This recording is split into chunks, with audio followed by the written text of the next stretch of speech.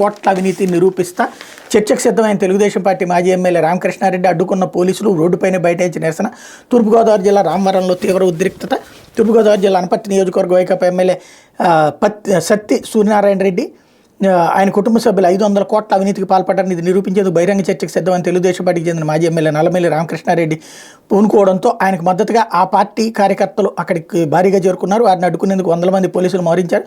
దీంతో అనపర్తి మండలం రామవరంలో శుక్రవారం ఉదయం నుంచి తీవ్ర ఉద్రిక్త పరిస్థితులు నెలకొన్నాయన్నటువంటి వార్తని హైలైట్ చేశారు. ఇది ఓవరాల్గా ఈ ఎలక్షన్స్ అప్పుడు ఇలాంటి నడుస్తూనే ఉంటాయి.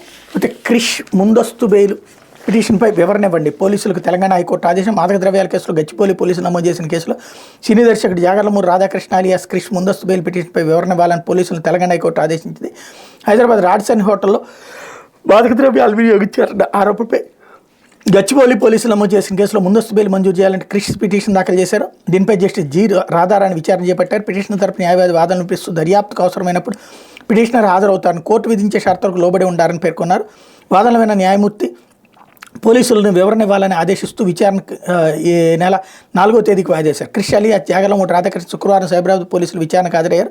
అత్యంత గోప్యంగా పోలీసులు ముందుకు వచ్చిన ఆయన కొద్దిసేపు విచారించిన పోలీసులు అనంతరం అతని రక్త మూత్ర నమూనాలను సేకరించి పరీక్షల నిమిత్తం పంపించారన్నటువంటి వార్తని హైలైట్ చేశారు. అయితే బెంగళూరు రామేశ్వరం కెఫేలో పేలుడు, టైమర్ బాంబు విస్ఫోటనానికి 10 మందికి గాయాలు. బెంగళూరు వైట్ఫీల్డ్ పరిధి కుంజనహళ్లి గ్రీన్ అవెన్యూలో పేరొందిన రామేశ్వరం కెఫేలో శుక్రవారం మధ్యాహ్నం 1:15 గంటలకు పేలుడు సంభవించి 10 మందికి గాయాలయ్యి వారిలో ఒకరి పరిస్థితి విషమంగా ఉంది.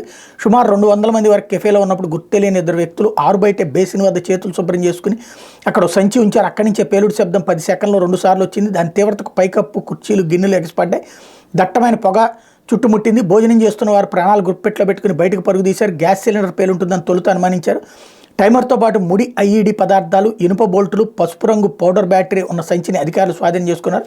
మధ్యాహ్నం 12:30కు ఒకరు క్యాషియర్ వద్దకు వచ్చి ఆహార పదార్థాలను ఆర్డర్ చేసి డబ్బులు చెల్లించాక వెంట తెచ్చిన సంచిని వాష్ బేసిన్ పక్కనే ఉంచి వెళ్ళినట్టు సీసీ కెమెరాలు నమోదైంది. సంఘటన స్థలానికి సమీపంలోనే ఉన్న వంట గ్యాస్ గొట్టం దెబ్బతింటే ప్రమాద తీవ్రత పెరిగేది. క్షతగాత్రుల్లో కెఫే కార్మికులు 3తో పాటు మైక్రోచిప్ కంపెనీ ఉద్యోగులు 5 ఉన్నారు. స్వర్ణనారాయణ అనే వ్యక్తి ఆరోగ్య పరిస్థితి ఆందోళనకరంగా ఉంది. సీసీ ఫుటేజీలను జాతీయ దర్యాప్తు సంస్థ విశ్లేషిస్తోంది. రాజాజీ నగరాల్లోని తమ శాఖ హోటల్లోని గతంలోనే ఇలాగే గుర్తు తెలియని వ్యక్తులు 2 సార్లు సంచులు ఉంచారని నిర్వాహకులు చెప్పారు. అప్పట్లో ముందే గుర్తించి పోలీసులకు అప్పగించామన్నారు. అగ్రనటులు, ప్రముఖులు వచ్చే రామేశ్వరం కెఫే రుచికర ఆహారానికి ప్రసిద్ధి.